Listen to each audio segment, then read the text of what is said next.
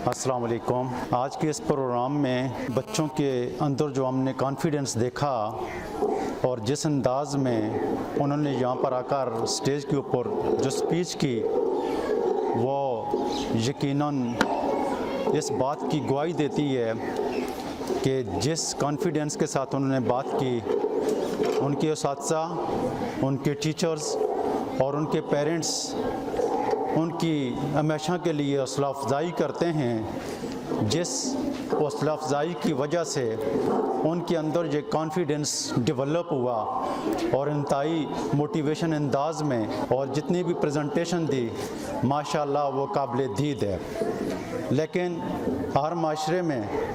हर जगह और हर मकाम में ऐसे बच्चे भी होते हैं कि जो हमारे माशरे में बहुत पीछे रह जाते हैं।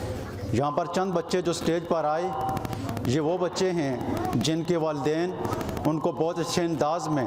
उनके टीचर्स, उनके स्कूल की इंतज़ामिया उनके ऊपर तवज्जो देते हैं और उनको मोटिवेट रखते हैं, और ये बच्चे माशरे में बहुत आगे बढ़ जाते हैं। लेकिन वो बच्चे कॉन्फिडेंस नहीं होता है, जो आगे नहीं बढ़ सकते हैं, उनको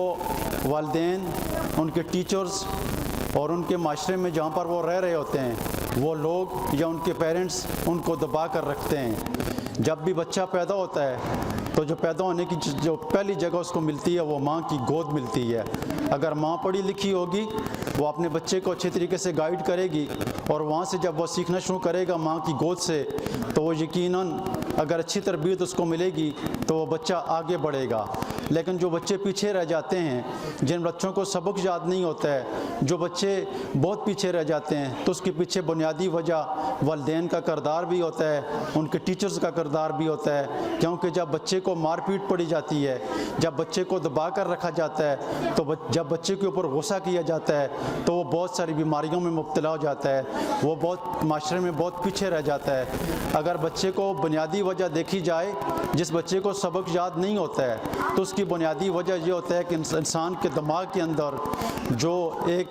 ग्लैंड होता है जिसको हाइपोथैलेमस ग्लैंड कहते हैं, उसमें किसी किस्म की कोई डैमेज आ जाती है या ख़राबी पैदा हो जाती है,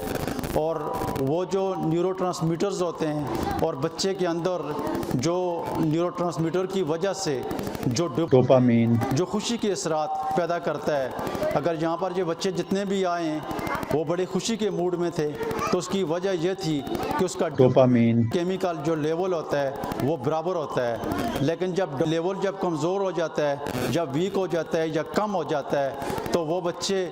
स्टडी जब करने की कोशिश भी करते हैं, उनको सबक याद नहीं होता है। उसकी वजह ये होती है केमिकल जो होता है वो वीक होता है, उसमें विटामिन B12 की कमी होती है, जिसकी वजह से हमारे माशरे में बहुत सारे बच्चे जो हैं वो पीछे रह जाते हैं। अगर जिन वालिदैन के बच्चे या आपके स्कूल की इंतज़ामिया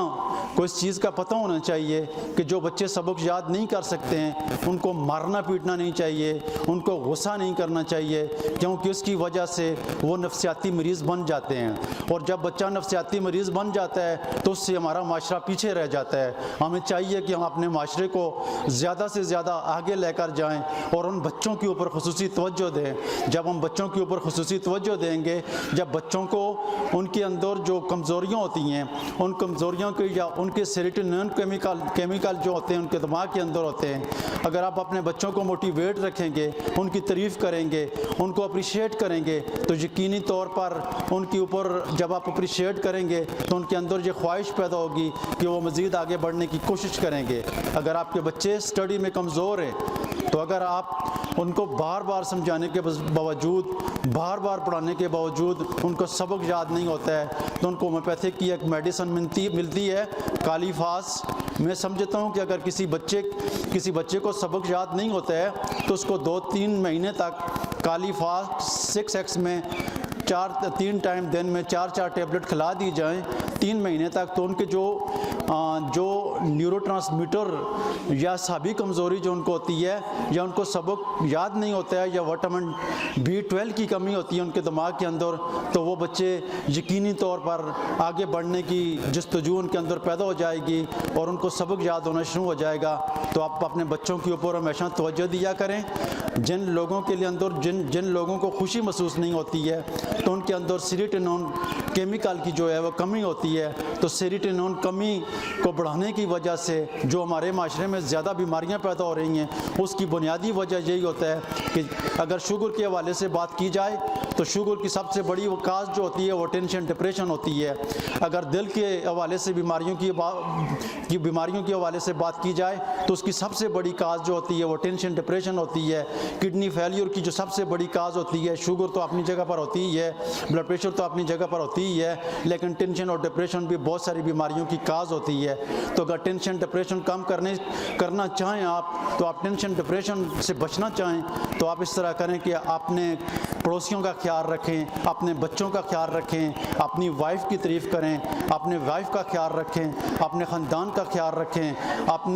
अपने नज़दीक रहने वाले, अपने तल्लुक़ जिन लोगों के साथ आपके तल्लुक़ात हैं तो उनका ख्याल रखें, उनकी इज़्ज़त करें, उनकी रिस्पेक्ट करें, उनके काम आएँ। जो लोग आपके इर्द गिर्द गरीब लोग रहते हैं उनकी जब खिदमत करेंगे, उनका एहसास करेंगे, कोई बीमार है तो उसको, अगर वो गरीब है तो उसको थोड़ी बहुत सपोर्ट कर लेंगे। तो जब आप सपोर्ट करेंगे तो आपको एक अल्लाह ताला की तरफ से एक खुशी मिलेगी, और जब वो खुशी मिलेगी तो आपके सेरोटोनिन केमिकल जो होते हैं वो एक्टिव हो जाते हैं, वो नॉर्मल हो जाते हैं, और आपके अंदर बॉडी के अंदर मुस्तकिल तौर पर एक खुशी की लहर पैदा होती है। तो ये छोटे छोटे काम करेंगे तो आपकी नस्ल जो है ये बढ़ना शुरू हो जाएगी, आपकी नस्ल जो है ये खुशहाल होना शुरू हो जाएगी। तो आपके अंदर जो बीमारियाँ होती हैं वो कम होना शुरू हो जाएंगी। बीमारियों को सबसे बड़ी वजह जो होती है वो टेंशन और डिप्रेशन होती है। हम लोग एक दूसरे से नफ़रत करते हैं, हम लोग एक दूसरे से, आजकल के दौर में नफसा नफसी का दौर है और एक दूसरे का ख्याल नहीं रखते हैं। यही वजह है, ये बुनियादी वजह है कि हर घर में, हर ख़ानदान में परेशानियाँ हैं। हाँ, इन परेशानियों से बचने के लिए एक दूसरे को सपोर्ट करें, एक दूसरे से मोहब्बत और प्यार के साथ रहें, तो इंशाअल्लाह अज़ीज़ हमारी ज़िंदगी में खुशहालियाँ पैदा होंगी। आखिर में मैं आप पेरेंट्स का और इस स्कूल इंतज़ामिया का, स्कूल टीचर्स का इंतहाई मशकूर हूँ कि जिन्होंने इंतहाई बेहतरीन अंदाज में बच्चों की तरबियत जो हो रही है वो उन बच्चों के कॉन्फिडेंस से आज पता चला कि वाकई ये अजीम आदिल स्कूल में जो टीचर्स हैं, जो स्कूल के डायरेक्टर्स हैं, काजी जवेद साहब यकीनी तौर पर इन बच्चों के ऊपर, अपने टीचर्स के ऊपर बहुत मेहनत करते हैं। और ये वालिदैन जो बैठे हुए हैं, जिनके बच्चों ने यहाँ पर आकर स्टेज पर स्पीच की है, इंतहाई कॉन्फिडेंस, इंतहाई खुद एतमादी के साथ बात की है, उनको देखकर ये एहसास हुआ, ये खुशी के लम्हात पैदा हुए कि वाकई हमारे स्कूल की जो टीचर्स हैं वो बड़ी मेहनत के साथ, बड़े प्रॉपर अंदाज के साथ वो बच्चों को पढ़ा रही हैं, क्योंकि उनकी गुफ्तगू से, उनकी स्पीच से ये अंदाज़ा हुआ है। आप सबका बहुत बहुत शुक्रिया। अल्लाह ताला आप सबको खुश रखे, अच्छी सेहत के साथ लंबी ज़िंदगी अता फरमाए। बहुत शुक्रिया। अल्लाह हाफिज़। अस्सलाम वालेकुम।